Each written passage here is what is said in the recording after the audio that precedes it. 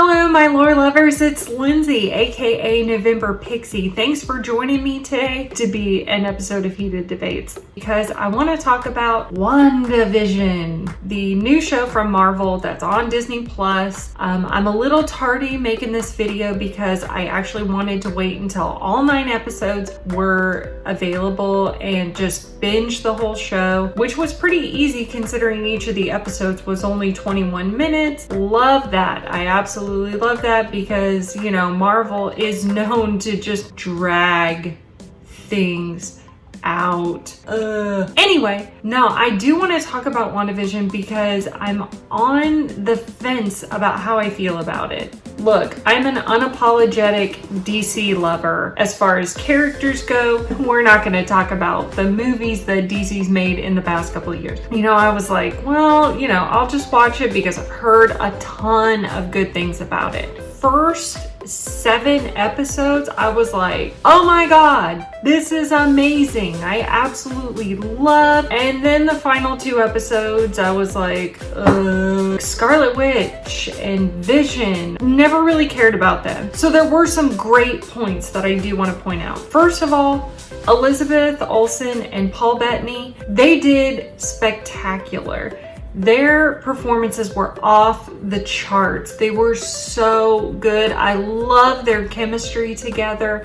We didn't really see too much of it in the Marvel movies because, Jesus Christ, there were 75 people, so they kind of got shoved into the background. So I love their chemistry together. They kept me entertained throughout the show, and they did such a good job. I actually loved learning about Wanda a little bit more. To be honest, like, I knew there was Scarlet Witch in the Marvel movies, had no idea her name was Wanda. Like, I guess I missed that in Winter Soldier. All I ever knew her was Scarlet Witch. So, and much like Wanda, I love the old classic sitcoms. I grew up like Nick at Night, I Love Lucy, Dick Van Dyke, Growing Pains, like, love it. I absolutely love it. And they nailed it. They nailed the timing and the pacing and just the overall over the top. I cannot speak more highly about the first 7 episodes. Now, I didn't watch too much Modern Family, but the episode where they sort of parody Modern Family, you know, from what I've seen of the show,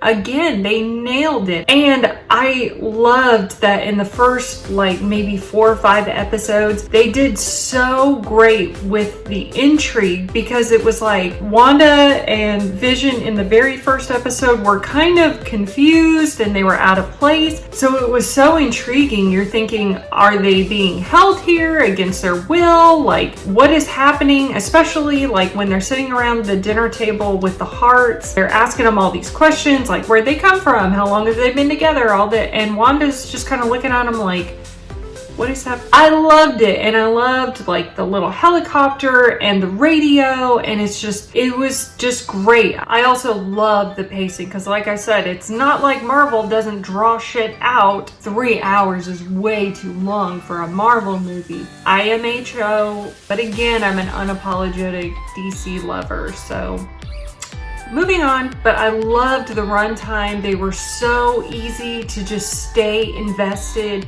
It never really slowed down during it, and it just didn't get drawn out. It was just enough to get you invested in what was happening. And then they moved on to another topic. I didn't mind the sword stuff so much, you know, and I really liked Monica. Again, I think that the actress has really good chemistry with Paul Bettany and Elizabeth Olsen. That was all the great points about WandaVision. And then all of a sudden in episode 8 and 9, things just came to a crashing halt. Here are the 4 issues that I had with the ending of WandaVision. Pietro, this is a major missed opportunity. If they had brought back Aaron Taylor Johnson from Winter Soldier, you know, again, I think that they could have worked it into where, you know, Wanda doesn't really understand why he's there. She knows that he's dead and everything, and it just kind of goes into the fact that it's Wanda's subconscious trying to get her to accept that Vision is gone. I just think it was a major missed opportunity. So if this was an episode of Can I Fix It, I would say we would put Aaron Taylor Johnson and we would make it a little bit tied in together. When he shows up, it's just, it doesn't really go anywhere. It's just kind of a And then they went through all of that just for a boner joke. You stay classy, Marvel movies. Also, I had a problem with the fact that Wanda faces no consequences for what she did to the town of Westview. It's like, yeah, she walks by them, they all give her dirty looks, and Sword's there, and you know, it's just like, you know, they'll never know what you gave up for them. She gave up her dead boyfriend and made up children. She didn't give up anything. It was, you know, and she doesn't face any kind of consequences. So, you know, maybe lock her up or put her in the same place that they had her before Winter Soldier. They don't do anything. And the townspeople, you know, just give her, you know, the mean eyes. She held these people captive. And, you know, when they're all kind of confronting her, like, I'll do anything you want, just please let my daughter go, or, you know, they are just like, please, you know, this is mental torture for us. And it puts scenes like this into perspective. Stop it. Stop it. Stop it. Stop it. Stop it. Stop it. When you realize that she's being held captive, it all makes sense. Like I said, they just kind of let Wanda go and they don't really hold her accountable for anything. I just really didn't like that. I don't like that it's sort of made to look like she made this ultimate sacrifice when she really didn't.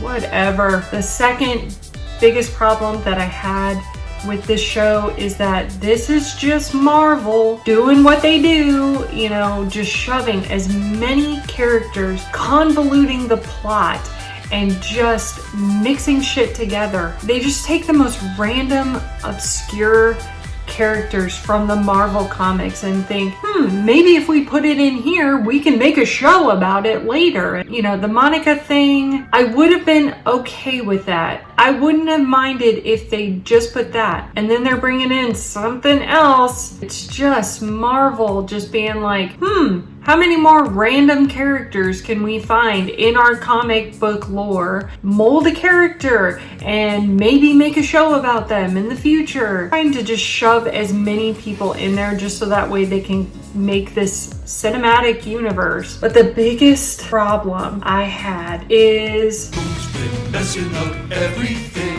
It's been Agatha all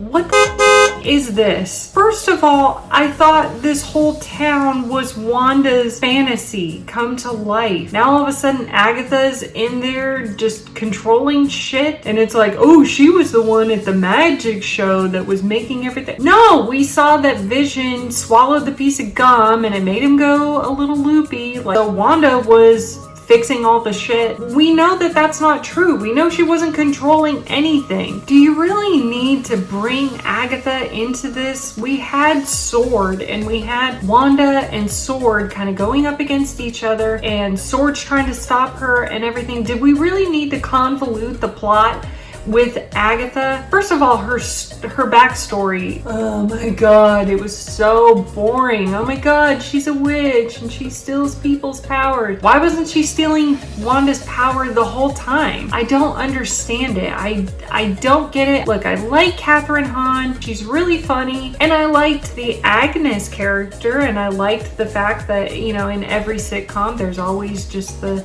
nosy neighbor. But then when Agatha just tries to become a witch, why are we just convoluting this plot so much? And then it just turns into a boring Marvel movie with lots of CGI and lots of fight. Ugh. Hell, again, if this was an episode of Can I Fix It, I wouldn't have had Agatha be the witch at all, and I would have had Vision fight Wanda at the very end to where we still get the classic Marvel CGI battle, but it's Vision who knows and understands what's going on. He's trying to convince Wanda. Vision's just trying to tell her, we can't do this. You can't do this. I'm already gone. Let me go. The children aren't really there. This isn't really happening. Rather than this bullshit. You are familiar with the thought experiment, the ship of Theseus. The Theseus is an artifact.